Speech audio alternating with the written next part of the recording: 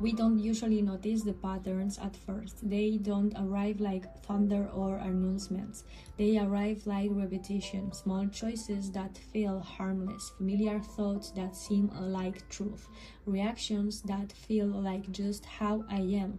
Over time, they stop feeling like patterns at all. They become identity. In a quiet city not unlike Japan, there was a person who lived a life that looked ordinary from the outside, waking up at similar hours, taking similar routes, repeating familiar conversations. Nothing obviously wrong, nothing obviously right either, but inside there was a sense of looping, like walking through the same corridor in different lighting, believing each time it might lead somewhere new. They would think, I always end up here, as a complaint at first, more like a fact of weather. One morning, while waiting for coffee, they noticed something small. The barista misheard their order. Instead of correcting it immediately, they accepted. Not because it mattered, but because it was easier. That easier feeling was familiar. It showed up in other places too. Avoiding difficult messages, postponing decision, smiling when something felt off.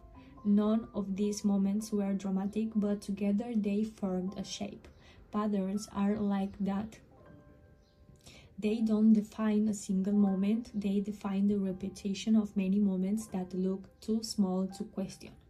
Later that day, they thought back and wondered, when did I start choosing easy over clarity? The question didn't have an answer, or rather, the answer was too disturbed to be one thing.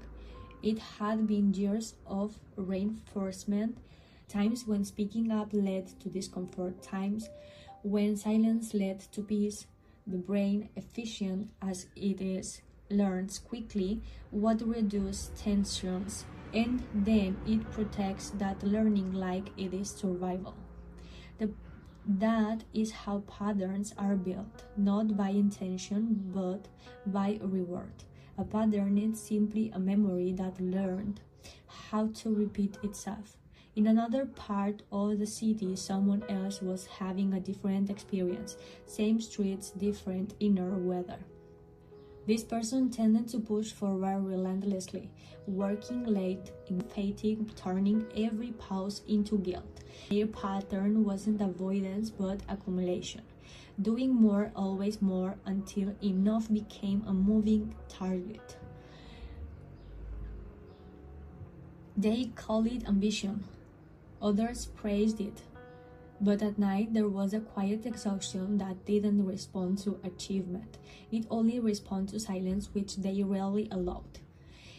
If these two people had met, they might have seen differences, but underneath their structure were similar. One learned to shrink away from discomfort, the other learned to outurn it. Both were strategies. Both were intelligent adaptation. Both eventually became cage when repeated long enough. Patterns don't begin as enemies, they begin as solution. The turning point, when it comes, rarely feels like transformation, it feels like nothing. For the first person, it happened during a conversation with a friend, a simply disagreement. Nothing serious, yet when the friend asked, "What do you actually want?" there was a pause too long to ignore. Not because they didn't know, but because they weren't used to treating their wants as valid data. That pause was the crack. Inside it, something unfamiliar appeared, the possibility that their reaction were not fixed truth, but learned responses. That idea can be destabilizing. These patterns are learned, they can be unlearned. And if they can be unlearned, the identity is not as fixed as it feels. We often resist this implication more than we resist change itself, because patterns offer predictability. Even painful predictability can feel safer than uncertain freedom. Still, something had shifted. Over the next weeks, small experiments began. Saying no once without over-explaining, choosing honesty in a conversation that normally would have been softened into silence, sitting with discomfort instead of immediately smoothing it away. None of these moments felt heroic, most felt awkward. But awkwardness is often the sensation of a pattern failing to take control. Meanwhile, the second person had their own interruption, a moment of collapse, not dramatic but quiet, a missed deadline, followed by an exhaustion that sleep didn't fix. While resting longer than usual, they noticed something strange. The world continued without their constant effort. Nothing broke, nothing improved dramatically either, but the absence of constant doing did not produce the catastrophe they had always assumed it would. That gap, the difference between expectation and reality, is where patterns loosen, because patterns are maintained by prediction. If the mind predicts that rest leads to failure, it will avoid rest. If it predicts that honesty leads to rejection, it will avoid honesty. But when reality contradicts predictions even slightly, the system has to update. This updating is slow, not because change is impossible, but because identity is protective as continuity. It prefers constancy over accuracy. Still, change accumulates. Weeks became months. The first person noticed that speaking more honestly didn't end relationships. It clarified them. Some conversations became easier, some relationships became more honest, and a few simply ended without drama. The second person discovered that rest didn't reduce their worth, but actually increased their clarity. Work didn't disappear, it recognized itself around sustainability rather than urgency. Neither became a better version overnight. That phrase is misleading anyway, as if there is a final state to reach. What actually happened was more subtle. The distance between reaction and choice grew.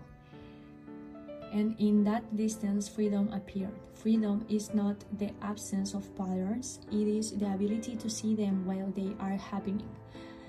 One evening, both people, though they never met, shared a similar realization in different forms. A pause before responding, a moment before overcommitting, a breath before withdrawing. In that pause, the pattern showed itself like a familiar script being held up to the light. And for the first time, it was not obeyed automatically. That is how patterns change, not by force, not by rejection, but by recognition so clear that repetition loses its authority. You don't erase what shaped you. You learn to notice it early enough to choose differently. And slowly, the life once felt like a corridor becomes something closer to a landscape, still shaped by history but no longer confined by it.